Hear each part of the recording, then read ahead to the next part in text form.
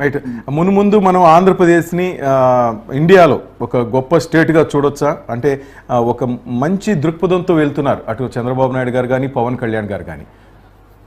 అవునవునండి. ఇప్పుడు బాలకృష్ణ గారిది ఫంక్షన్ జరుగుతుంది, Yes. కానీ చంద్రబాబు నాయుడు గారు, పవన్ కళ్యాణ్ గారు, లోకేష్ గారు ఇలాంటి వాళ్ళు రాకపోవడానికి రీజన్ ఇప్పుడు వరదలు ఇక్కడ ఇంతమంది ఇబ్బందులు పడుతుంటే మనం వెళ్ళి అలా ఫంక్షన్లు అవి చేసుకోవడం కరెక్ట్ కాదన్న ఉద్దేశంతో వాళ్ళు వెళ్ళి అక్కడ ఆ చంద్రబాబు నాయుడు గారు కానీ, లోకేష్ గారు కానీ, పవన్ కళ్యాణ్ గారిని ఈ వరద బాధితులు ఎవరైతే పాపం ఉన్నారో వాళ్ళందరిని ఆదుకోవడం, వాళ్ళకి సంబంధించినవి అన్ని చూడటం, అవి చూసే పనిలో ఉన్నారు. ఎస్, మనం చూసాం రాత్రి నుంచి అదే పనిలో ఉన్నారు.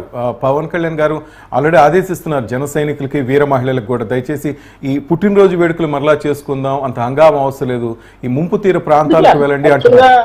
ఈ రోజు యాక్చువల్ గా ఓజీకి సంబంధించిన టేజరు అవి రావాలి, వాటిని కూడా వద్దని చెప్పారు. కళ్యాణ్ గారు వద్దన్నారు. ఎందుకంటే ఇప్పుడు అందరూ బాధల్లో ఉన్నారు, ఈ టైంలో మనం సెలబ్రేట్ చేసుకోవడం కరెక్ట్ కాదు అని. లేకపోతే ఈ రోజు సెలబ్రేషన్స్ వేరే లెవెల్లో ఉంటాయి అన్న, అన్ని రకాలుగా. మనకి వరదలు అందరికి ఇబ్బందిగా ఉన్నాయి కాబట్టి అది మనందరం ఆలోచించాలి.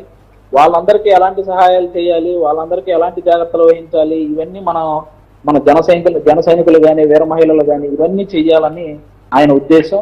ఆల్మోస్ట్ అదే జరుగుతుందన్న. ఎందుకంటే జన సైనికులు ఇలాంటి వాటిలో ఎప్పుడు ముందుంటారు.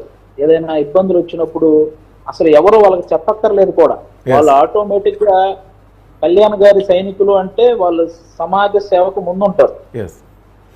ఫైనల్ గా ఆదరణ అటు అల్లు అని మెగా అభిమానులు అంటూ కొంత డిస్టర్బెన్స్ క్రియేట్ చేస్తూ ఈ వర్క్ ని అడ్డుకోవడానికి పవన్ కళ్యాణ్ అభిమానులు డిస్టర్బ్ చేయడానికి చాలా మంది ప్రయత్నిస్తున్నారు.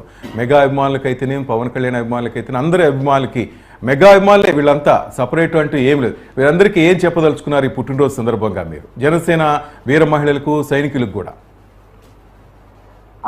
అందరూ ఒకటే అన్న. ఎవరు కింద స్థాయి అభిమానులు ఎవరు కూడా అలా గొడవలు పడకండి. కొంతమంది మన మధ్యలోనే ఉండి మనకి చిచ్చు పెట్టే ప్రయత్నం చేస్తుంటారు. కాబట్టి అలాంటివి ఏమీ వద్దు, అందరూ హ్యాపీగా ఉండండి.